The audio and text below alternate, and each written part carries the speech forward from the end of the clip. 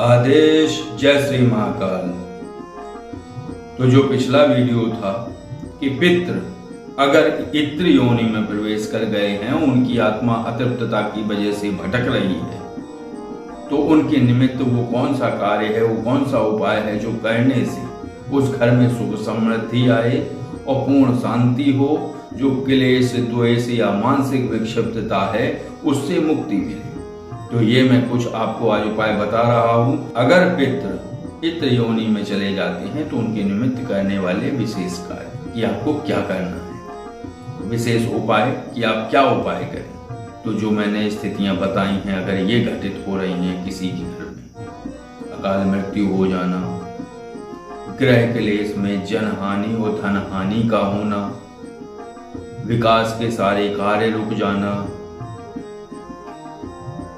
रोग एक के ठीक होते ही दूसरे व्यक्ति का, घर के दूसरे सदस्य का रोगग्रस्त हो जाना, धन आने के मार्ग अवरुद्ध हो जाना और धन जाने के मार्ग खुल जाना और भयंकर तरीके से क्लेश होना और लड़ाइयाँ होना घर में ही। तो अगर ऐसी स्थितियां हो रही हैं तो निश्चित रूप से ये संभावना है, ये नहीं है कि निश्चित रूप से पितृ इत्र योनि में गए, लेकिन इन सभी की अगर इसका कोई हल ना मिल रहा हो, कोई कारण ना मिल रहा हो, तो आप ये समझ सकते हैं कि जो पितृ है वो इत्र योनि में प्रवेश कर गए। ये कोई ऐसी बात नहीं है कि जो बहुत गलत हो। देखिए, बात यह है कि कर्म कर्म का फल है और वो किस कारण जा सकते हैं।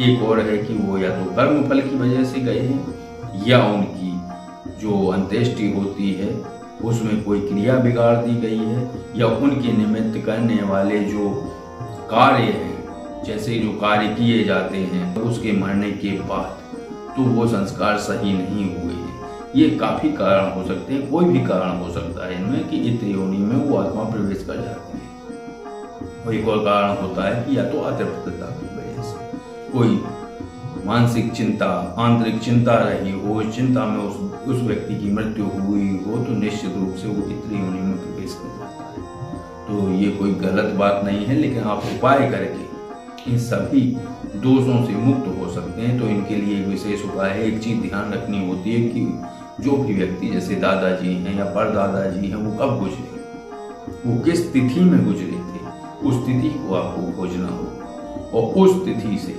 आपको गरुड़ पुराण का पाठ कराना होगा हर माह, और वो 11 माह कराना होगा आपको या 6 माह कराना होगा। लेकिन जब से आप आरंभ करते हैं और पितृपक्ष आ जाते हैं तो उस तिथि में आप श्राद्ध करेंगे। भले 2 बार, जैसे आपने जून में किया तो जून, जुलाई, अगस्त में पितृपक्ष आ गए मान लो, तो आप 2 ही महीने कराएंगे और 2 महीने कराने के बाद अगस्त में आप श्राद्ध करा देंगे। अगर आपने अक्टूबर या नवंबर से किया तो आप 4-6 महीने कराएंगे, तब पितृपक्ष पहुंचेंगे आप पितृपक्ष में। तो ये गरुड़ पुराण का पाठ निश्चित रूप से आपको कराना होगा और ये उस और जितने पितृ हैं सबके निमित्त संकल्प लेकर जो वो करेंगे पाठ, वो संकल्प बोलेंगे कि आप समस्त पितरों के निमित्त ये गरुड़ पुराण का पाठ संपन्न करा रहे हैं और उस तिथि में जब पितृपक्ष हो तो उस समय उस तिथि में आप श्राद्ध कराएं। और ये आप 2 या 3 बार कराना होगा आपको प्रति वर्ष।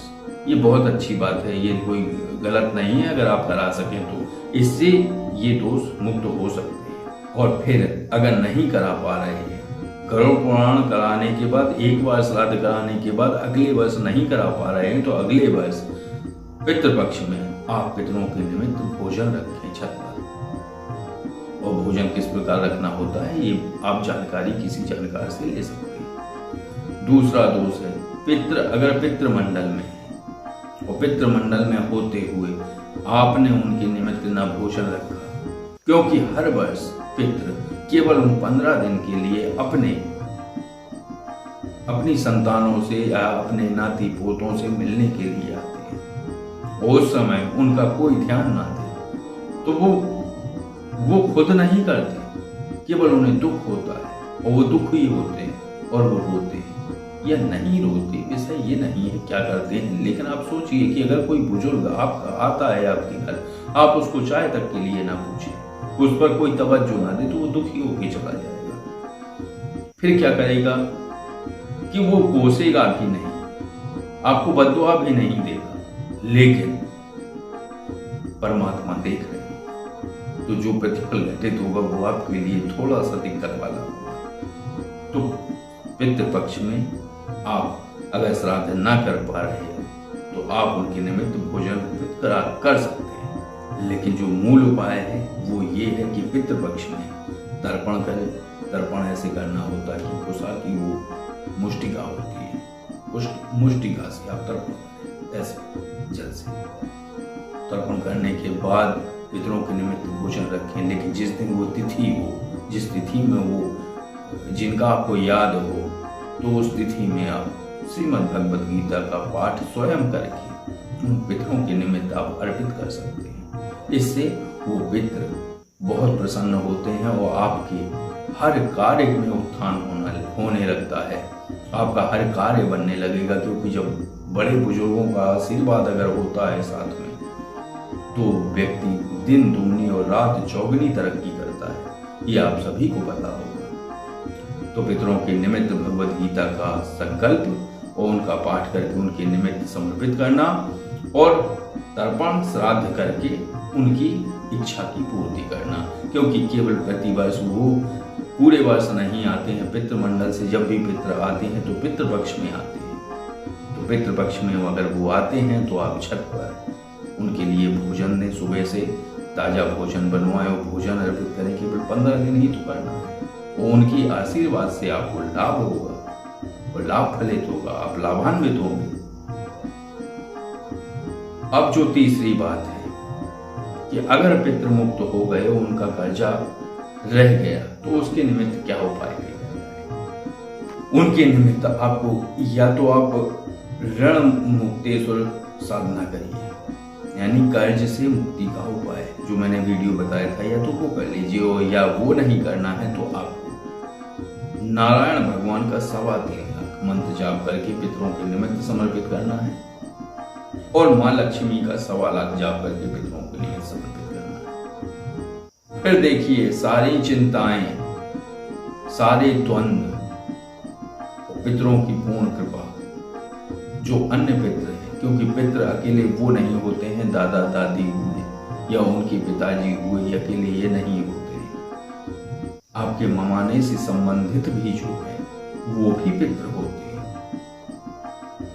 और जितनी जुड़ी हुई वो संभावनाएं हैं, उनसे जुड़े हुए हैं, जो आपके परिवार को प्रेम करते थे, वो सभी पितृ उन्हीं में आते हैं। तो कौन से पितृ भटक रहे हैं, कौन से पितृ क्या हैं, तो उनके निमित्त सबसे उत्तम है कि पितृपक्ष में वो 15 दिन का जो समय होता है, जो अमावस्या तक रहता है, तो उस समय प्रतिदिन सुबह से सब पितरों के निमित्त, अब आपको नहीं है पता तो भूले बिसरे जो याद नहीं है, सभी पितरों के निमित्त मैं ये भोजन समर्पित करता हूँ, और वो आए और भोजन ग्रहण करें। कुछ नहीं हो रहा है तो ये आप 15 दिन में ये अवश्य करें, तर्पण करें, पहले स्नान करें, और कुश की मुष्टिका यहाँ रख के, और यहाँ उंगलियों में वो पहनी जाती हैं कुश की मुद्रिका, वो पहन के मुष्टिका हाथ में लेकर ऐसे तर्पण करना होता है। तो वो तर्पण करिए, और तर्पण करने के बाद फिर उनको भोजन समर्पित करिए।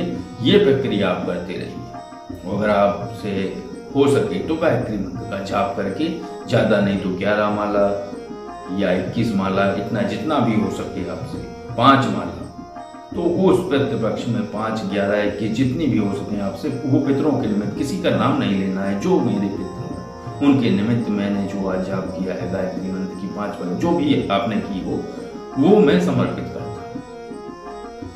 इससे सभी पितर आनंदित होते हैं और ये प्रक्रिया आपकी फलित होती है, आप लाभान्वित होते हैं। तो ये कुछ विशेष उपाय थे, और जो ना करने पर घटित होने वाली जो प्रक्रियाएं थी वो मैंने आपको बताई, और करने पर जो लाभ होते हैं वो मैंने आपको बताए।